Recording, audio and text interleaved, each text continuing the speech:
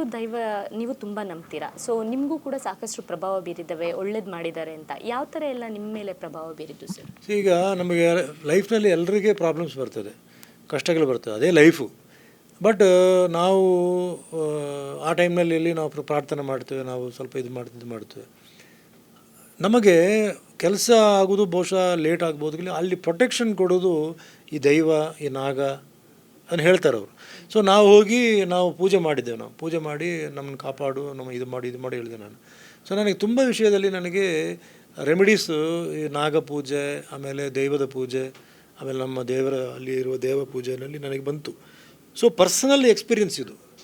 ನಾನು ಬೇರೆಯವರು ಹೇಳ್ತಾರೆ ಅದಕ್ಕೋಸ್ಕರ ನಾನು ಹೋಗೋದಲ್ಲ, ಬೇರೆಯವರು ಹೇಳ್ತಾರೆ ಅದು ನಾನು ಕೇಳ್ತೇನೆ, ಬಟ್ ನನಗೆ ಅದು ಆಗ್ತದಾ ಇಲ್ಲ ಅದನ್ನು ನೋಡಿ ನಾನು ಚೇಂಜ್ ಮಾಡಿದ್ದೇನೆ ನಾನು. ಸೊ ಆ ಥರ ನಾನು ಎಕ್ಸ್ಪೀರಿಯೆನ್ಸ್ ಮಾಡಿ ಟೆಸ್ಟ್ ಮಾಡಿ ನನಗೆ ನಮಗೆ ದೇವರ ಮೇಲೆ, ಆಮೇಲೆ ನಮ್ಮ ದೈವದ ಮೇಲೆ, ಅದರ ಮೇಲೆ ಈಗ ರೀಸೆಂಟಾಗಿ ಸ್ವಲ್ಪ ಈ ಕಾಂತಾರ ಪಿಕ್ಚರ್ ಅದು ಬಂದ ಮೇಲೆ ಸ್ವಲ್ಪ ಜಾಸ್ತಿ ಇದಾಯಿತು, ನಾನು ಸ್ವಲ್ಪ ಇನ್ವಾಲ್ವ್ ಆಗಿದ್ದೇನೆ.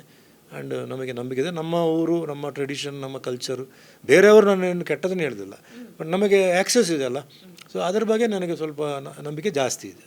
ಅಂದರೆ ಏನಾದ್ರು ಪ್ರಾಬ್ಲಮ್ ಆದಾಗ ಅಲ್ಲಿಂದ ಸೇವ್ ಮಾಡಿದಾಗ ಇದನ್ನು ದೈವ ಕಾಪಾಡಿದಂಥದ್ದು, ಆ ಥರ ಎಕ್ಸ್ಪೀರಿಯನ್ಸ್ ಎಲ್ಲ ಆಗ್ತದೆ, ಅದು ಗೊತ್ತಾಗ್ತದೆ ನಮಗೊಂದು. ಸ್ವಲ್ಪ ಕೋರ್ಟ್ ಕೇಸ್ ಇರ್ತದೆ, ಒಂದು ನೆಕ್ ಟು ನೆಕ್ ಇರ್ತದೆ, ಸೊ ಟೈಮ್ ಬೇಕು. ಏನಾದರೂ ಟೈಮ್ ಲ್ಯಾಪ್ಸ್ ಆದರೆ ಅದು ಮಿಸ್ ಆಗ್ತದೆ. ಸೊ ನಾನು ಕಾಪಾಡಬೇಕು. ನಾನು ಈ ವಿಷಯದಲ್ಲಿ ನಾನು ನಾಗದೇವರಿಗೆ ನಾನು ಪೂಜೆ ಮಾಡ್ತಾಯಿದ್ದೇನೆ, ಸೊ ನಿಮ್ಮ ಕೈನಲ್ಲಿ ಇದೆ, ನನಗೆ ಅದು ಮಾಡಬೇಕು ಅಂತ ಹೇಳಿದರೆ, ಬೇರೆ ಯಾರು ನಾನು ಕೇಳಿದೆ, ಒಂದೇ ಒಂದು ನಾಗದೇವರನ್ನು ಕೇಳಿದರೆ ಅದು ಆಗಿದೆ.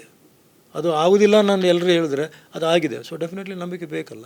ಆ ಥರ ನನಗೆ ಪರ್ಸ್ನಲ್ ಲೈಫ್ನಲ್ಲಿ ತುಂಬ ವಿಷಯಗಳು, ಪರ್ಸ್ನಲ್ ಮ್ಯಾಟ್ರಸ್ ತುಂಬ ವಿಷಯಗಳು ನನಗೆ ಅದಕ್ಕೋಸ್ಕರ ನನಗೆ ಸ್ವಲ್ಪ ನಂಬಿಕೆ ಜಾಸ್ತಿ ಇದೆ. ಅದು ಎಲ್ಲರೂ ಎಕ್ಸ್ಪೀರಿಯೆನ್ಸ್ ಬರಬೇಕು. ನಾನು ಹೇಳಿದ್ದೇನೆ ಇವತ್ತು, ನೀವು ಇಮಿಡಿಯೇಟ್ಲಿ ನೀವು ಫಾಲೋ ಮಾಡಬೇಕು ಹೇಳಿಲ್ಲ, ನೀವು ಕೂಡ ಟೆಸ್ಟ್ ಮಾಡಿ ಎಷ್ಟು. ಬಟ್ ಇದು ನಮ್ಮ ನಂಬಿಕೆ ಪ್ಯೂರ್ ಆಗಿರಬೇಕು. ನಾವು ನಂಬಿಕೆ ಅದು ಶುದ್ಧ ಇರಬೇಕು, ಪ್ಯೂರ್ ಆಗಿರಬೇಕು, ಇದ್ದರೆ ಖಂಡಿತ ಅದಾಗ್ತದೆ ಅದು.